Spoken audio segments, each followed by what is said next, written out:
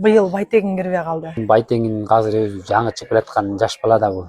Тренерлер жөнүндө сөз кылалычы. Азыркы тренерлерден Сейитбек, Темир Байке бар, Белек Мукаев.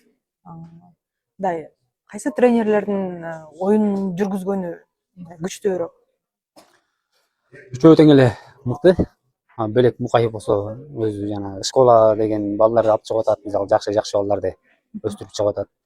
Тимохой Байке болсо достук командасында чемпион кылып ШКда финалга чыгып атат, чемпион кылып атат. Темир Байке келгенде достук чемпион болдубу, болгон жокпу? 9-майда Жалал Абадтан чемпион болушканда. Анан Сейитбек азыр жакшы чыгып атат го, буюрса. Былтыр канча командага тренер болуп жеңүүчү кылды, финалга чыгарды, чемпион кылды. Өзү жаш болсо дагы мисалы көптөгөн командаларды алдыга сүйрөп чыгарып атты. Мурунку тренерлерден болсо Тазабек Исламбайкор болчу ынтымак командасында. Тазабек Исламбайке өтө мыкты болчу да. Күчтүү тренер беле. Ошол Байкенин баягы бир тренерлик жагын алдыңар окшойт силер, Исламбайке көп нерсени үйрөтүп кетти мага. Ал өзү күрөштө да тренер болуп, көбөргө балдарды менен кандай иштешти бүттүгүн билчү да. Андан кийин эле Кайны Байке дагы Бөрүнү канча жыл чемпион кылды. Анан ынтымактын школасы болуп келаткан Нурлан Байкебиз бар да. Канча деген жаш балдарды өстүрүп чыгарды. Азыр ынтымактын почти 70% Нурлан Байкенин колунан чыккан балдар болуш керек. Ынтымактын школасы деп койсо болот. Ынтымактын школасы деп койсок болот да Байкен. Канча деген балдарды өстүрүп чыгарды. Азыр канча деген балдар кайсы команда эме лигаларда жүрүп атат ойноп. Ооба.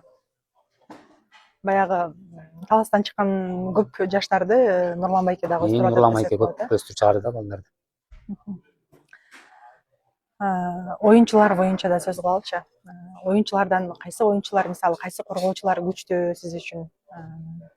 Мындай силер сезденип тура турган коргоочулар, чабуучулар, жекечилер. Азыр энди оюнчулар көп, бирок санап келсекчи. Ооба, лакшы көп. Азыр Манас бар. Кыргызстанда номер 1 оюнчу да. Азыр тиги нарындан Дастан чыгып атат, жаш балдар. Бизде Эсанул Өмүрбек бар, Кубантай бар азыр айдинде. Жекеде Кушубай бар, Норус бар. Байыш Акылбеков деген жаш бала чыгып атат.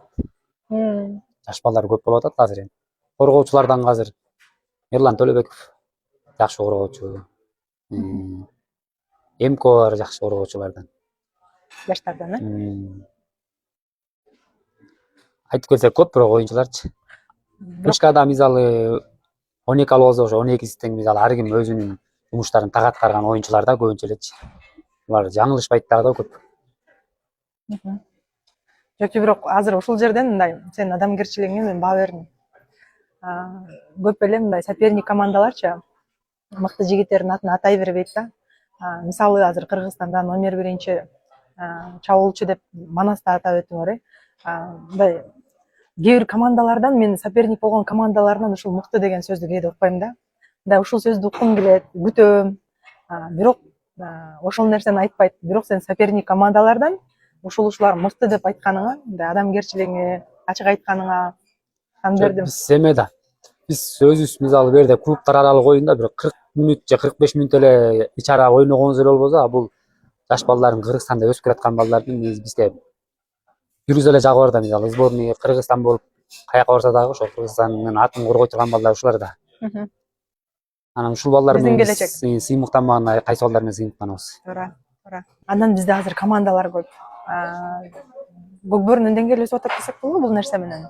Ооба, Көкбөрүнүн деңгээли абдан өсүп кетти азыр бизде.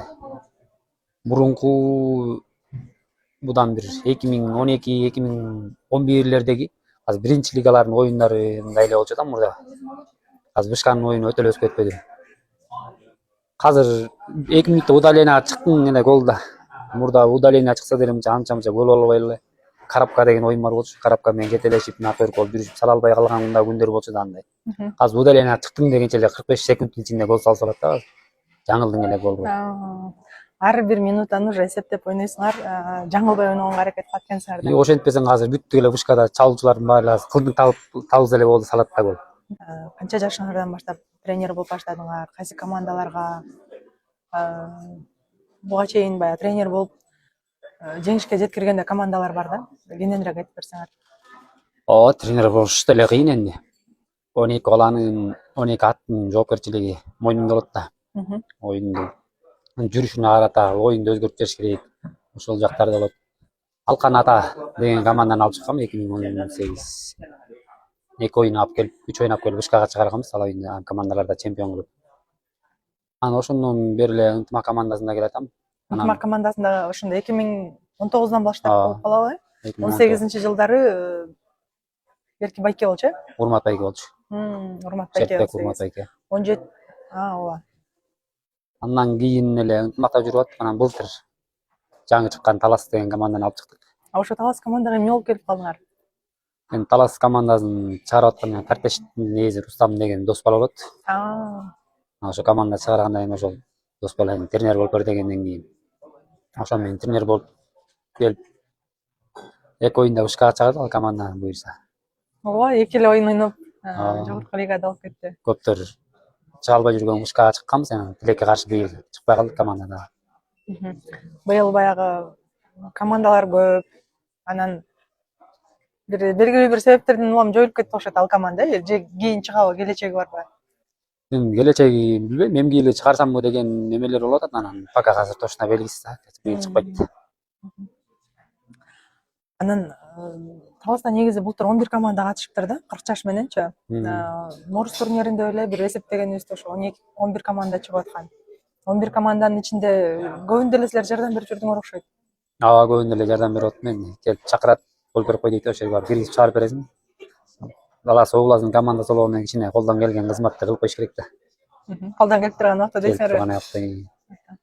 Анан силер баягы тренер болуп жүрүп, былтыр 2024-жылы көчмөндөр оюндарында Көк Бөрү улуттук курама командабызында тренер болдуңар.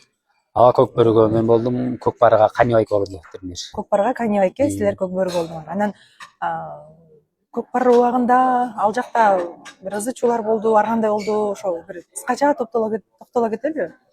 Эми Көк Барны өзүңөр деле көрдүңөр да, аяктан өтө ызы чуу болду. Эки элдин кагышуулары болуп кетти ортодо, комменттердин арка өркүлөрдө. Судьядан көбүнчө кетип калды. Ызы чуу болуп кетишип, ортодо бир 40 мүнөттөй оюн токтоп калды, жана биздин балдар камчы менен чабып жиберип. Ал жерде уюштуруулаучулардан дагы кетип калды окшойт, каталары көп болчу. Көк Бары жагын, Көк Бөрүнү өзүңөр көрдүңөр, кандай кооз өттү оюндар. Көк Бөрү аябай кооз өттү. Анан аркасында тренер болуп жалгыз эле өзүңөр болдуңарбы, же жетекчилер тараптан болуштубу? Жок, Көк Бөрүдө өзүм эле болдум. Жалгыз өзүңөр. Көк Барда Кани Байке болот. Көк Бөрүдө артын аябай тазалашты баягы. Жана анча ызы чуу болуп кеткенден кийин баардыгын тазалап салышты. Жалгыз өзүңөр эле калсаңар да. Анан негизи тренер болуш деле кыйынбы? Тренер болуш кыйын да, жоопкерчилик чоң да. Мисалы улактын ичинде, оюндун ичинде жүрө берсең, өзүң жумушуң, мисалы защита болсоң, защитанын жумушун аткарып жүрө бересиң. Нападение болсо, один болсо өзүң жумушуңду аткарасың. А тренер болгондон кийин ал жерде жоопкерчилик чоң да. Мисалы бир балага ат келбей калат. Ошол баланын атын тиги алып бериш керек. Ал баланын ичин оорутпаш керек, мисалы алып берип аткандан кийин дагы. Бири-биринин көңүлүнө карап калат экенсиң. Көңүлүнө карайсың, 12 баланын көңүлүнө карап каласың ал жерде. Кимисин көңүлүн оорутуп алам дейсиң. Анан ошолорду көңүлүнө оорутпашка аракет кылып, тигин баланын атын тияка берип, бул баланын атын буга берип, ылайыктап оюн ичинде ошентип оюн жүргүзөбүз. Анан баягы тренер катары команданын курамы түзүлүп аткан кезде көп учурда силер менен кеңешишет да жетекчилер тарап. Ооба. Райондор башталгандан баштап эле кеңеш баштайсыз. Бул бала мындай ойноп атат, тиги бала тигиндей ойноп атат. Ар бир оюнда карап турат экенсиң. Нападенияга чыга бар экен, защитага чыга бар экен деп. Анан быйыл Байтегин кирбей калды. Көпчүлүк айтышты, Байтегин жөнүндө жазышты комментарий. Силерде баягы чабуулчулар көп болгондуктан кирбей калды десек болобу муну? Эми Байтегин азыр өзү жаңы чыгып келаткан жаш бала да бул. Аны кошуп алган күндө деле азыр биз Байтегин иңсип кое турган болсок бират нападение. Бизде чабуулчулар көп болуп атпайбы азыр? Өмүрбек бар, Майрамбек бар, бизде Нуржан бар. Андан кийин Айдаркан былтыр кошулган. Азыр футболчулар азайып кетпесин деп. жок, Байтең келсе деле көп мындай бизден кирбей калышы мүмкүн болчу да, оюнга чыга берет. Анан наоборот ал азыр сылабый командаларга кирип, биринчи лигага дагы быйыл кичине результат берип өзү калса, Кудай буюрса анын келечеги алдыда да 2004-жылкы бала жаш бала. Негизи Байтегиндин оюндары боюнча эмнелерди айтасыңар мындай? Бирок жаш жигит баягы алгачкы оюндары азыр жакшы эле ойноп атабы?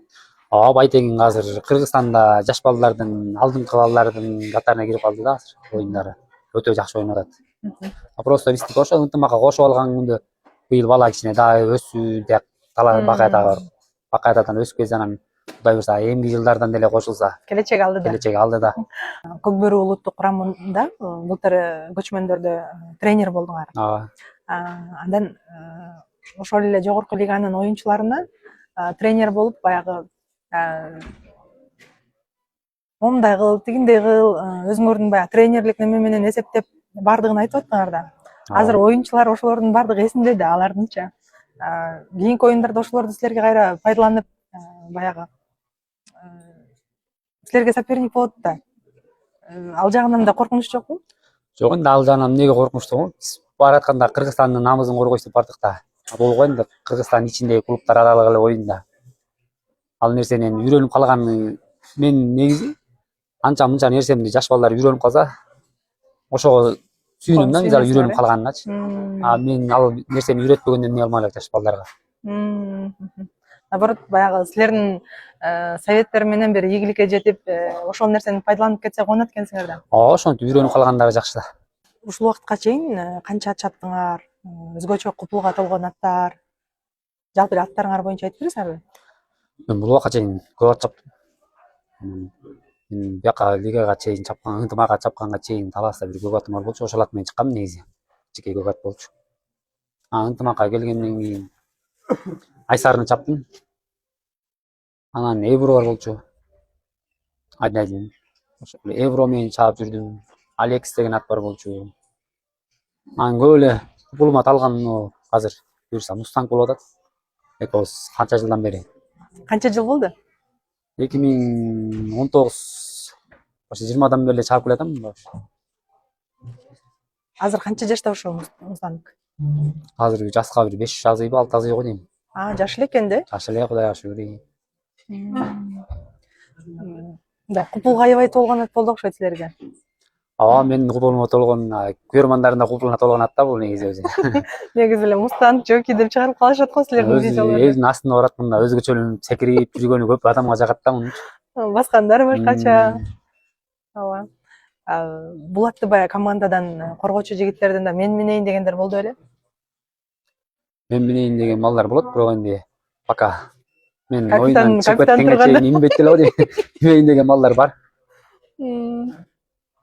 Кызыгып, Мен оюн ичинде минем десе берип коем, балдар чаап атат. Энди көбүнчө мен минем да. Бул аттын кожоюну боюнча билгим келип атат.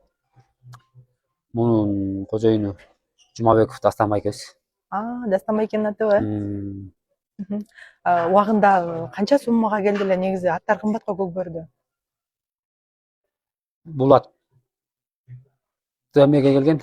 Рома таксыр алган муну. $10,000 алган.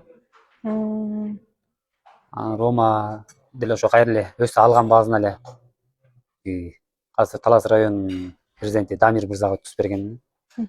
Анан кайра эле Дамир Дастан байкеге берген. Бул ат баазы бирок башка командаларга кымбат эле болушу мүмкүн. Биздин Таластын командасына бирок жөөлөп эле келген аттардын бири да бул. Акелестин деле хозяйыны алмашкан бир канча.